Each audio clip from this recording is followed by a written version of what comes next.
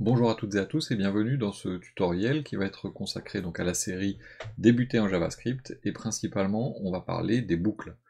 Les boucles, si vous ne savez pas ce que c'est, eh bien c'est un principe au niveau de la programmation qui vous permet de répéter autant de fois que nécessaire une série d'instructions. Donc vous avez besoin de compter, vous avez besoin de passer sur un tableau de ligne en ligne, vous avez besoin de répéter un certain nombre de choses jusqu'à ce que un paramètre soit défini, et bien dans ce cas, vous allez utiliser des boucles. Donc les boucles vont servir à répéter des instructions. Donc, pour le premier exemple, eh bien, nous allons utiliser une boucle qui est historiquement celle que vous retrouvez dans la plupart des langages, qu'on appelle la boucle for. Pourquoi on appelle ça la boucle for? Simplement parce que eh bien, l'instruction pour la faire, c'est for, tout simplement. Donc for veut dire en anglais pour. Et cette boucle for va prendre systématiquement 3 éléments et va servir à compter. Donc pour compter, on va définir une variable qu'on va appeler comme on veut, compteur par exemple, et on va l'initialiser à une valeur. Ensuite, on va devoir comparer cette valeur à une valeur maximale ou minimale à laquelle on veut arriver. Donc par exemple, si on veut compter de 0 à 10, eh bien dans ce cas, on va dire qu'on va continuer jusqu'à ce que le compteur arrive à 10. Et donc c'est le deuxième paramètre qui va définir jusqu'à quand, enfin tant que, on reste, pardon, je cherche mes mots, mais on reste dans cette boucle tant que le paramètre est vrai à ce niveau-là. Donc par exemple, on va lui dire que notre compteur est plus petit ou égal à 10. Et ça veut dire que tant que le compteur sera plus petit ou égal à 10, on continuera à refaire notre boucle. Et ensuite, on va faire ce qu'on appelle un incrément. Donc je vous invite, si vous ne savez pas comment le faire, eh bien, à regarder la vidéo qui parle donc des incréments, justement, et donc des opérateurs de calcul. Et donc là, on va incrémenter en disant compteur plus plus, par exemple. Et donc là, qu'est-ce qui va se passer? Eh bien, la première fois qu'on va arriver dessus, il va découvrir compteur, il va lui mettre la valeur 0. Ensuite, il va dire, bon, bah, est-ce que mon compteur est plus petit que 10? S'il est plus petit que 10, eh bien, on va entrer à l'intérieur de notre boucle et on va exécuter le code qui est à l'intérieur. Le fait qu'on ait compteur plus plus ici, ça veut dire qu'il va attendre d'avoir fini l'exécution du for avant d'incrémenter. Donc là, une fois qu'on a terminé l'exécution du for, on arrive à cette accolade-là, on remonte ici et il incrémente. C'est-à-dire que de 0, on passe à 1. Ensuite, il va vérifier de nouveau, est-ce que 1 est plus petit ou égal à 10? C'est oui. Et il va rentrer une nouvelle fois dedans. Et ainsi de suite, jusqu'à ce que le compteur soit égal à 10. Dans ce cas-là, il va incrémenter, il va dire 11. Est-ce que 11 est plus petit ou égal à 10? Non. Et dans ce cas-là, on s'arrête et on passe à la suite. Donc si on veut regarder ce que ça va donner, eh bien je vais utiliser le console log, je vais mettre console log de compteur, et qu'est-ce qui va se passer? Eh bien vous voyez, j'ai ici les différents compteurs qui sont incrémentés les uns après les autres.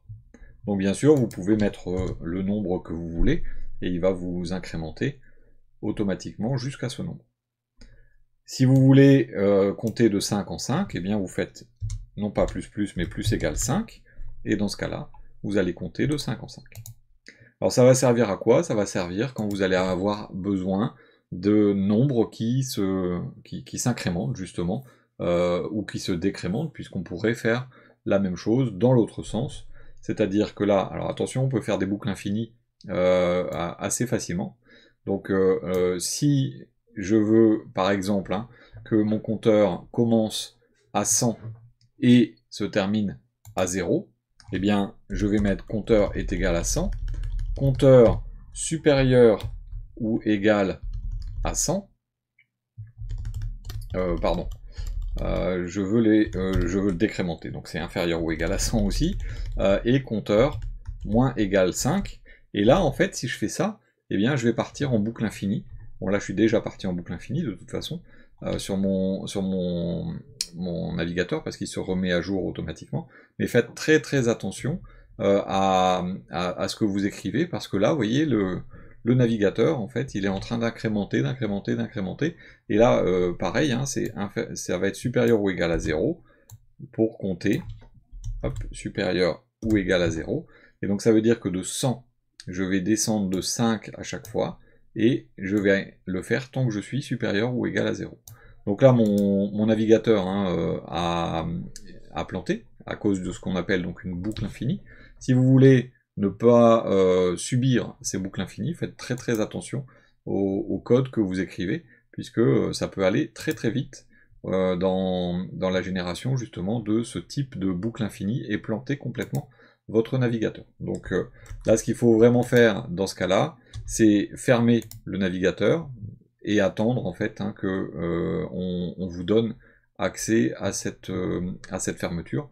Ça prend en règle générale un petit peu de temps, ça dépend hein, des systèmes et des navigateurs. Sinon, eh bien, vous tuez votre navigateur hein, directement par l'intermédiaire du gestionnaire de tâches.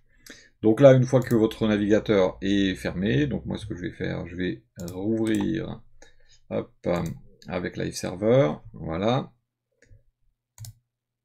Et donc ici, si je regarde ma console, normalement il a géré, voilà, et donc de 100 à 0, et cette fois-ci donc ça fonctionne. Donc ça c'est vraiment la boucle for pour compter. Vous comptez des nombres. Maintenant, vous pouvez avoir besoin potentiellement hein, d'attendre que une valeur soit entrée par l'utilisateur, par exemple, ou ça peut être vraiment n'importe quoi, hein, attendre que un retour soit à une certaine valeur textuelle, par exemple, comme un mot de passe.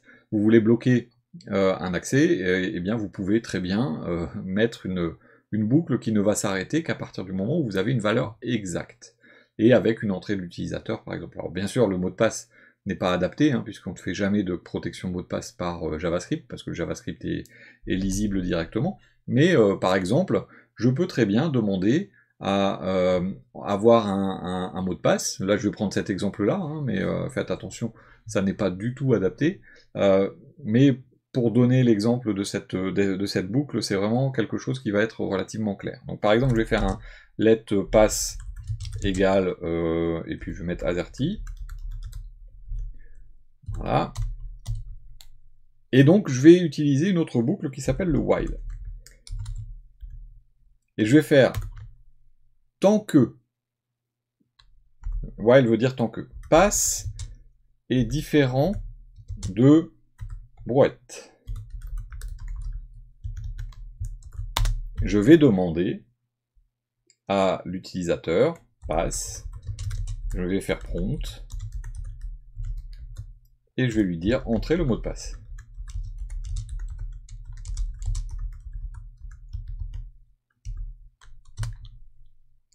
Et là, qu'est-ce qui va se passer? Eh bien, je vais avoir une alerte me disant, attention, entrez le mot de passe. Donc je vais réactualiser la page, ce sera mieux quand même, s'il veut bien. Alors, potentiellement, c'est parce que j'ai redimensionné la fenêtre, alors on va refaire de cette façon-là. Hop, voilà, ah bah elle s'est mise sur mon autre écran, donc là voilà. Et donc là, vous voyez, il dit entrer le mot de passe. Et puis je peux taper n'importe quoi. Tant que j'ai pas entré brouette, il me le redemande. Donc vous voyez que while, en fait, va vous demander une valeur bien précise ou quelque chose, et ce qui compte impérativement, c'est de dire, attention, la valeur qui est comparée à l'intérieur des parenthèses du while doit être modifiée à l'intérieur des accolades, parce que sinon, si elle change jamais, eh bien, on n'en sort jamais, et donc on est dans ce qu'on appelle également une boucle infinie. Donc ça peut être une autre boucle qui peut être utile. Par contre, les boucles, on va plutôt les utiliser beaucoup plus souvent pour des tableaux. Donc là, par exemple, je vais mettre let client, hop, égal, et je vais faire un tableau, et je vais mettre Robert, Bruno, hop, Pascal, hop, peu importe, hein, Séverine, voilà, hop là, Séverineux, par exemple. Et j'ai envie de parcourir ce tableau. Et bien dans ce cas, je vais pouvoir le faire de plusieurs façons. Je vais pouvoir utiliser la boucle for pour le faire.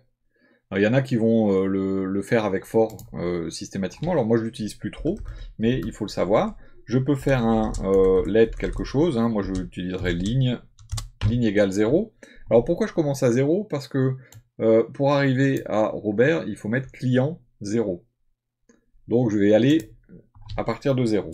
Deuxième paramètre, c'est jusqu'où on va. Eh bien on va aller jusqu'à la ligne qui correspond, donc tant que la ligne est inférieure à la taille de mon tableau.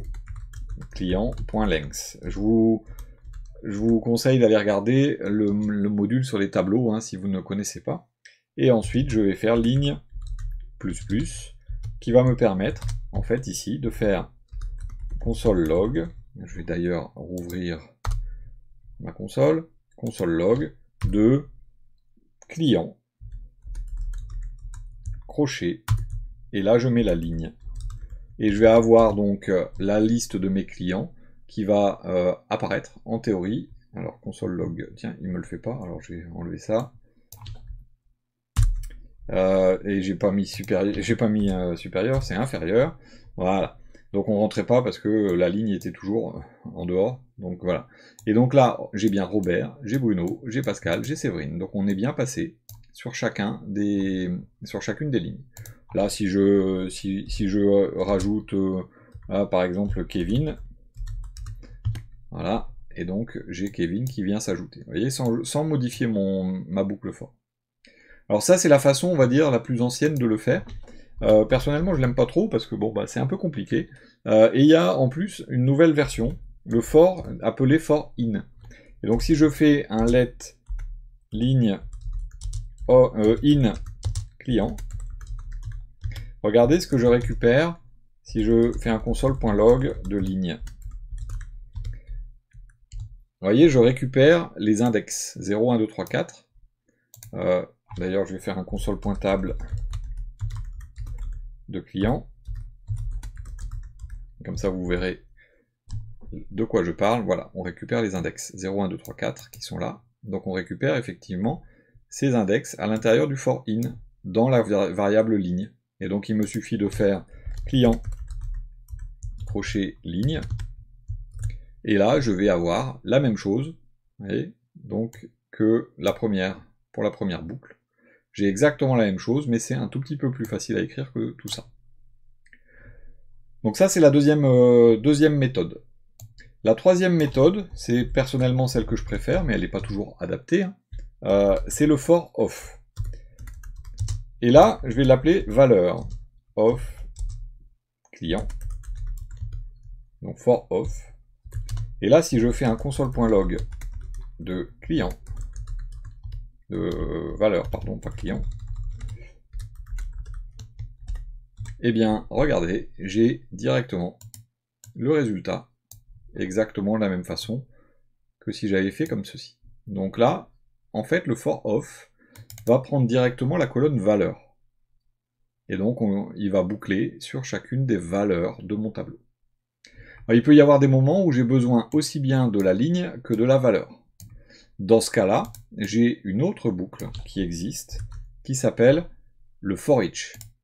Et donc, le for each s'écrit un petit peu différemment. On écrit le nom du tableau, client, for each. Et là, on va devoir faire ce qu'on appelle une fonction de callback. Donc c'est une fonction qu'on va utiliser en fonction fléchée. Et en fait, dans cette fonction, on a la valeur, l'index et le tableau. Donc en fait, je peux mettre une seule variable, je peux l'appeler comme je veux, brouet.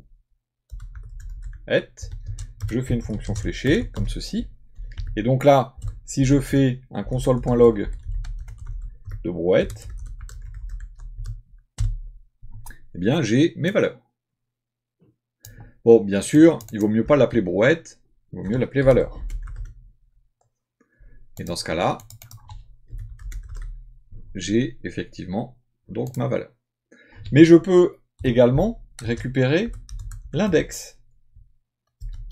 Et si je fais un console.log de valeur et index, vous allez voir que j'ai, voyez, l'index qui apparaît également.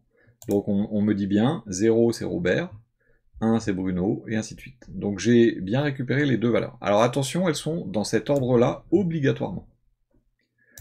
Et le troisième, c'est le tableau. Et le tableau, je vais juste le mettre ici, tableau. Et en fait, c'est la variable client qu'on peut récupérer à l'intérieur de notre for each sous un autre nom, de façon à manipuler notre tableau à l'intérieur du for each. Donc ce for each prend trois informations en paramètres, et il ne retourne rien de spécial, donc il retourne vide. Donc c'est une autre façon. Personnellement, je préfère utiliser le for off la plupart du temps, mais après, à vous de l'utiliser exactement comme vous le souhaitez. Donc la boucle, là j'ai mis que des consoles log à l'intérieur, mais on pourrait mettre toutes les lignes de code qu'on souhaite, hein. C'est pas un problème de mettre des if, des else, des switch, des instructions de calcul, n'importe quoi à l'intérieur. Il n'y a pas seulement un console log, mais la boucle sert à parcourir un ensemble de valeurs, que ce soit des valeurs de compteur. Alors très souvent vous allez voir des i, des j et ainsi de suite. Personnellement j'aime pas ça du tout, parce que ça veut rien dire. Mais vous parcourez un ensemble de valeurs, donc soit pour compter, soit directement par l'intermédiaire d'un tableau. Et sinon, vous avez la possibilité également de dire tant que le pass n'est pas égal à brouette, je continue à exécuter ce qu'il y a dedans. Il y a une variante qui s'appelle le do while. Vous avez la possibilité donc d'utiliser le while ou do while. Simplement, while on n'est pas sûr de rentrer dedans. Do while, on est sûr de rentrer au moins une fois dedans. Voilà donc pour ce petit tutoriel sur les boucles en JavaScript. N'hésitez pas, si vous aimez les vidéos, à mettre un petit pouce, ça fait toujours plaisir. Je vous remercie beaucoup pour votre attention. N'hésitez pas à venir sur le Discord si vous avez des questions. Je vous souhaite une bonne continuation et je vous dis à très bientôt.